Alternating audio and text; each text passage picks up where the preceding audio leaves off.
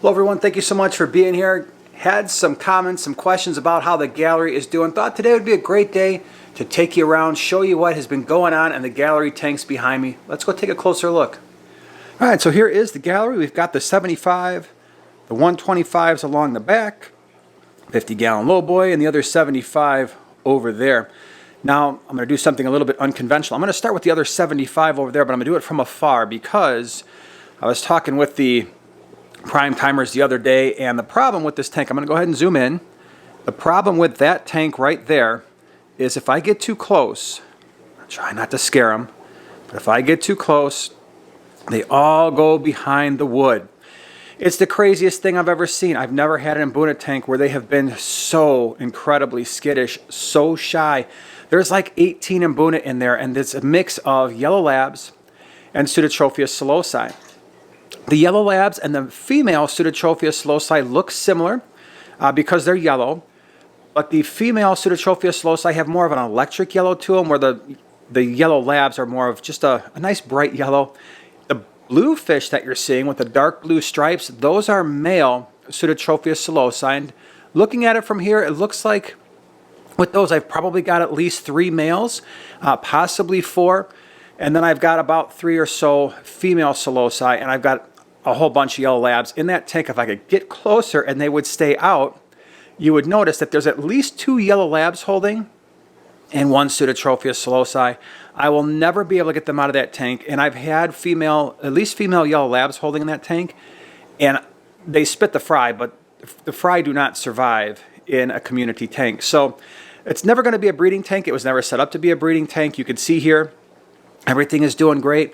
We have the big piece of driftwood in the center. We never planted it because it was an Mbuna tank. They eat plants.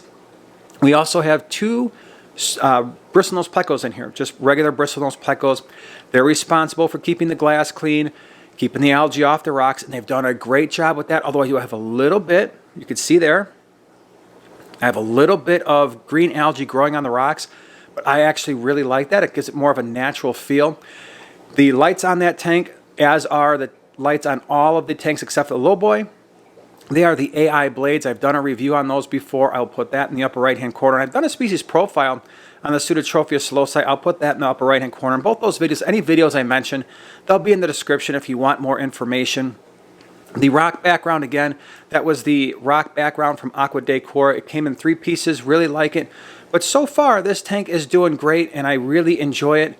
I just wish the fish were not so skittish. The problem I'm having is I really can't put dither fish in there because this is already a pretty heavily stocked tank, and I'm afraid that if I put dither fish in there, it's just going to be way too many fish, especially when these things get full grown, which they're not yet. They're going to max out at around 5 inches or so. The psilocybe may be slightly smaller, but I don't want a super overly crowded tank, and with that many cichlids in there already, it's appropriately stocked because you have to overstock your Mbuna tanks, but I don't want a really super stocked tank. All right, let's come back here since I'm standing over here anyway. And here we've got, oops, just bumped into the post there. I'm going to go ahead and do normal zoom again. This is the 50-gallon Lowboy. This is right now, believe it or not, a pretty boring tank. And the reason for that is so many of the fish hide. The purple spot gobies are usually out and about. The Empire gudgeons, we still have all 4. They're in here. And I'm surprised they're not out right now because usually I'm shooting this in the morning, and usually when I come down here in the mornings, the males are all fired up. So if you saw that species profile, the males are really fired up. That's because I was shooting, doing the B-roll for them in the morning time, and they're usually out waiting for food. But right now, I'm going to go ahead and come around to this side. You can see here we've got the purple. Oh, there's 1 Empire gudgeon. That's a female. One of the purple spots is there, and we got 2 more here. This one is looking really funky. I don't think it's got many days left. You can see the curvature to the spine. It's just, it had genetic issues from the time that we got it. It eats, it swims. It's just in really bad shape. So I'm going to have to figure something out with that one. You can see here when I first put these purple spots in, this is the one that was missing most of its tail, and most of it has grown back. So it's never going to look the way it's supposed to, I suppose, but it's gotten to the point where it is at least starting to grow back. We have 1 single black molly in there, and then we have the orange laser cories, otherwise known as the gold laser cory cats. Let me see if I can come back around over here, and you can see them. There is a group of 6 of them in here. Again, a couple of them like to hide, so that's just the way they are. all the peacock gudgeons love to hide. So, you know, I circle around here. We have, believe it or not, we have 2 Siamese algae eaters in here. They're always hiding. And this tank used to be absolutely, the backside especially, used to be covered. And I mean covered with blackbeard algae. There's still some in here, obviously. You can see it. You can see it on the glass. It's one of the reasons why I didn't scrape the glass for this one. So you can see it on the glass. You can see a little bit on the plants, but it was so much worse. It was so much worse before, and the Siamese algae eaters have taken care of quite a bit of it. There's only 2 of them in here. They've been in here for maybe 4 to 6 weeks or so. I don't remember exactly, but slowly but surely they're taking care of it. Now, obviously, one of the things that I'm going to have to do with this aquarium is I'm going to have to put in some type of a schooling fish. I need more action in here. This tank is really kind of boring right now, and believe it or not, I tried to do that, and I failed miserably. If you want to learn how I failed, check out the Tank Talk podcast. We're going to be doing a video on basically the dumbest things we've done. That story will show up in that video maybe in a couple weeks. So, yeah, mistakes were made, let's just say. But we still have to look at maybe putting in some type of a schooling fish in here just to get a little bit more activity. Lights on this tank are the AI blades. My all-time favorite light, bar none. If I could pick one light for all my tanks, it would be these. I will do a video as to why that is in the next couple weeks, but it's an amazing light. So that's the 50-gallon Lowboy. We'll come on over here. Let's check out the 125 Nano Tank. Absolutely love this tank. So right now, we've got a whole bunch of small fish, as the Nano Tank name would imply. And so in this tank, we have some ember tetras, lots of them. We have lots of diamond head neons. Those are the ones that look like neons, but you can see like their eyes are just popping a little bit brighter. We also have some green kubatai rasboras throughout this aquarium. And then we have a couple of really cool rainbow fish. We have the Gertrude eye rainbows. Again, these fish are, unfortunately, they're nano, and so they're really hard to see, but the Gertrudes are kind of up here. They're more of a silver fish. They've got blue eyes. The males have longer fins. And then we also have the past sky rainbow. They're going to be the red rainbows with the blue eyes as well. Really awesome fish. Absolutely love them.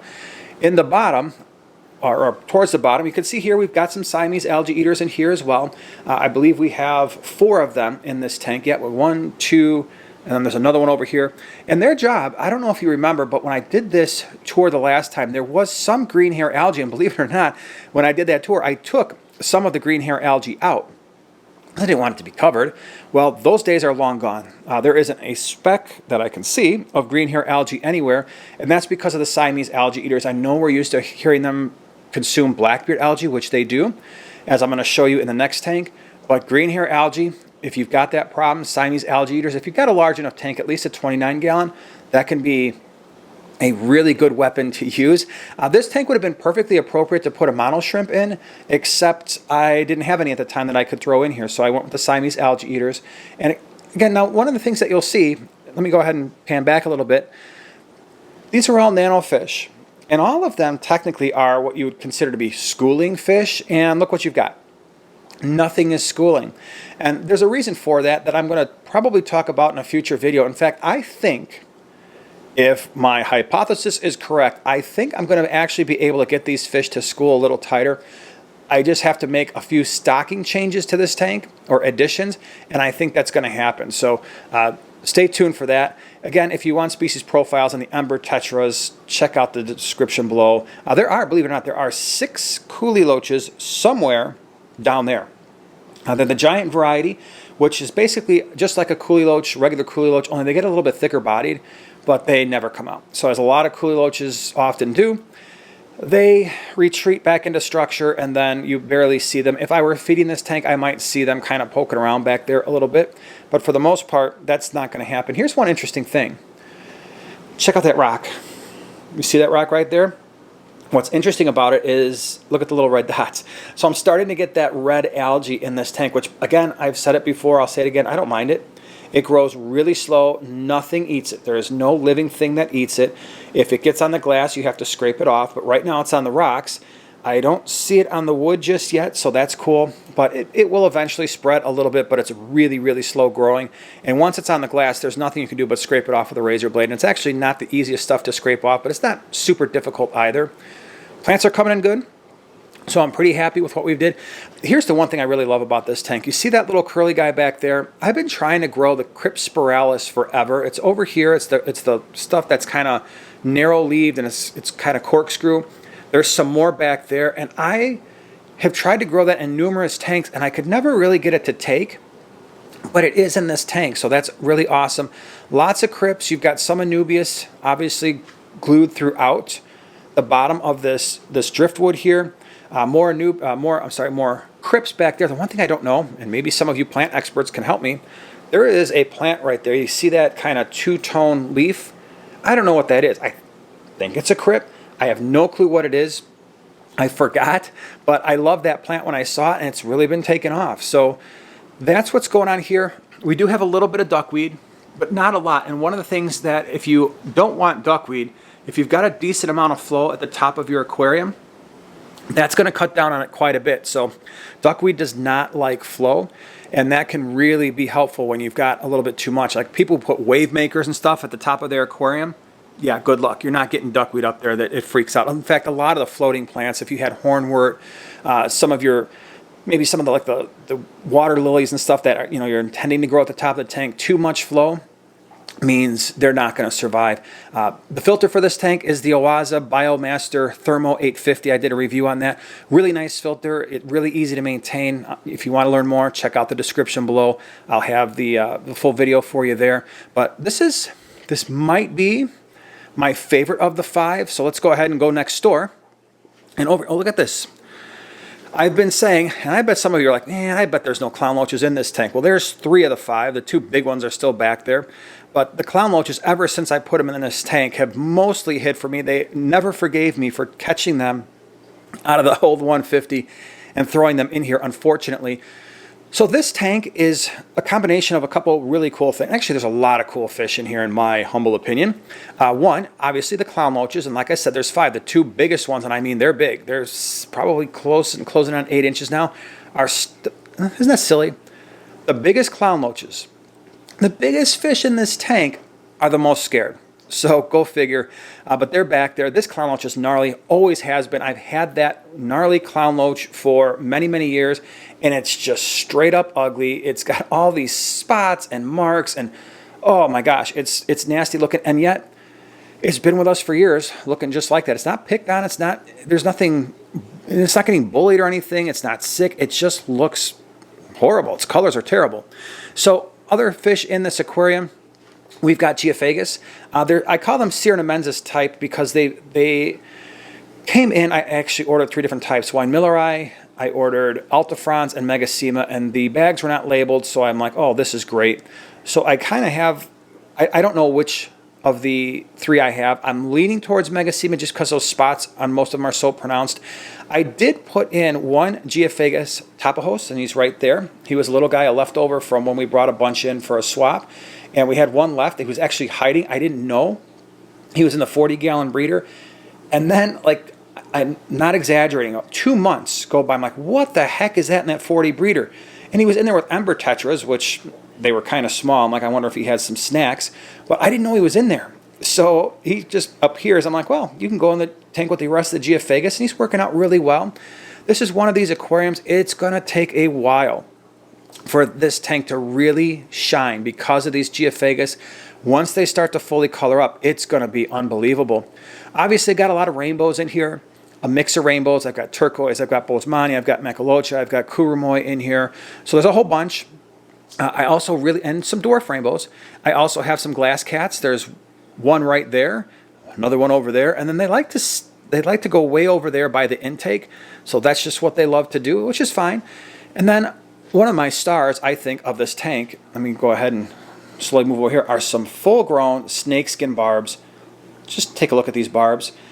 Let me know if you want me to do a species profile on them. I've been really wanting to. My favorite barb, by far. Look at these things. They're gentle. They tolerate one another well. There's no fin nipping.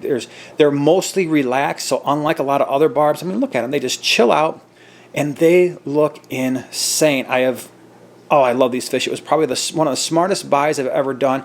And if you're looking for, again, a fish that stays together, these guys do it. Right? So I wouldn't necessarily call them schooling per se, maybe shoaling, but They are one of the tighter shoaling fish that I've had. Absolutely love these fish. Got some Siamese algae eaters in here because the biggest problem with this tank was when we come back over here to all the wood and the Anubias, I had a major blackbeard algae problem in this aquarium, and I mean it was to the point where I'm like, oh boy, I'm going to have to follow my own advice and really, really try to get this thing under control. And what I did is I added 4 of these Siamese algae eaters. It was all over the wood, all over the plants back there. It is now gone. It was all over the Anubias leaves, and you can still see a little bit right there on those leaves, and it was everywhere. But these Siamese algae eaters have just done what they're supposed to do. And you can see right there, look, exactly what they're supposed to do. Oh, look, there's some blackbeard algae. Just go have a snack, and that's what they've been doing. And I've been so proud of them. I don't know if you've ever been proud of a fish for doing a good job. These fish, I'm proud of them for doing a great job. Same thing like on this 125 over here. The lights are the same. We've got the AI blade, an incredible light. We've got the Biomaster Thermo 850s from Oaza filtering this tank as well. No duckweed. Why is there absolutely positively not a speck of duckweed?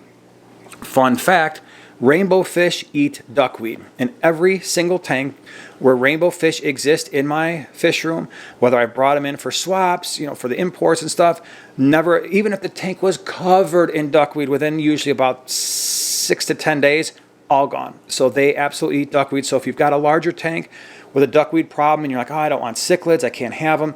If you've got the ability to keep rainbow fish, there you go. There's your duckweed problem solved. All right, moving over here to the last tank, we have the 75-gallon Lake Tanganyika tank. I'm going to be honest with you, this is my least favorite tank. Why? Well, it was the first tank I did, and keep in mind, I'm not an aquascaper, and I scaped all of these tanks myself. Joanna helped a little bit with some of the plant placement, but this was my first go at it. Lake Tanganyika tanks are supposed to be simple. So, it's just rocks, it's no plants, shells for the shell dwellers, but there's a few things that I'm not liking about this tank right now. One, stocking. Quite frankly, I'm just going to be honest, I'm not crazy about the stocking. There's not a lot of color in here. I like Lake Tanganyikan fish.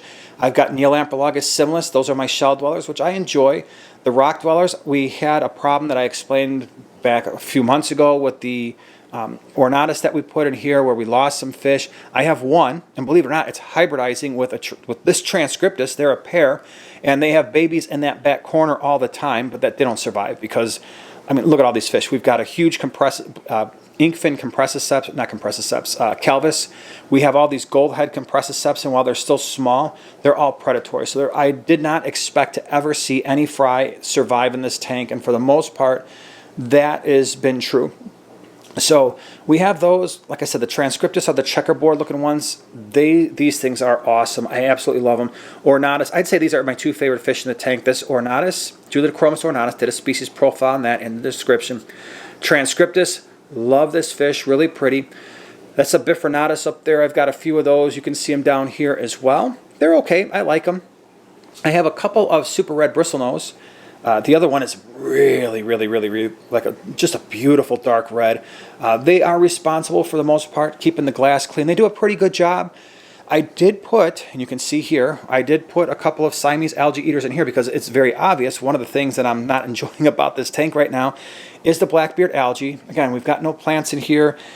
Since I put the Siamese algae eaters in here, they've been doing a good job, especially because I had some green hair algae in this tank, and they destroyed that stuff. But here's the problem, and I've noticed this over the last few weeks.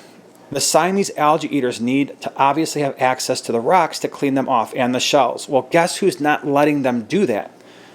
All the rock dwellers. They're like, hey, get out of my area. And so they're not hard on them. There's no fin nipping. There's no damage to the fish. And like I said, there's another one in here. If I can find it, I'll show it to you. So it's not like they're hurting them. It's just they kind of chase them away a little bit.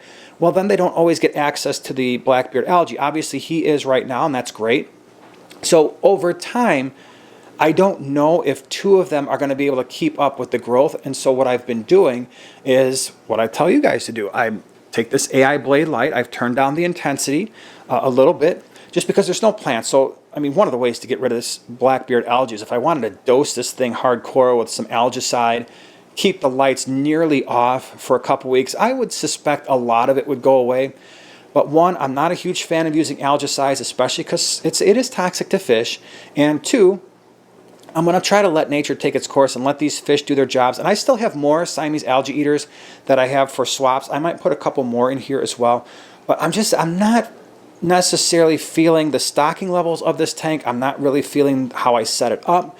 I don't know. I would love to hear your thoughts. What's your favorite tank that I showed you in the gallery? What are your thoughts on this Lake Tanganyika tank? I'm not super crazy about it. And I'm not, again, water quality is fine. It's just this blackbeard algae is really it's disappointing. In this tank, I have a Fluval 407, 406, I don't remember what they're called, 407, 406, 406, 407, whatever it takes. Great filter. Doing awesome. I have it in the other 75-gallon Mbuna tank as well. No complaints there. They are doing a great job. So yeah, this is the gallery. This is what you see when you are watching our live streams behind us. We spend a lot of time down here. It's nice because I'm able to just watch the fish. If I'm down here editing video or hanging out, it's nice to be able to turn around and just be able to watch all these awesome tanks and look at the fish and just enjoy this gallery as opposed to just the straight up fish room we had before. Not that there's anything wrong with that. We have a fish room over here. If you want a sneak peek, it's messy. I'll tell you that right now. The lights are going off too. So there's the fish room. It still exists. I will at some point do a tour of that, a quick tour. A lot of it now is more, it's more basically quarantining for the swaps and stuff than anything else, but we are getting a rather large order in next week, and so I think it would actually be cool to show you that maybe sometime next week after the fish come in. So thank you so much for being here. Really appreciate it. Again, would love to hear from you. Do you have a favorite tank down there? Anything that you would change? Really appreciate it. Again, if you want more information on the fish that we featured, some of the equipment, check out the description below. We'll see you next week.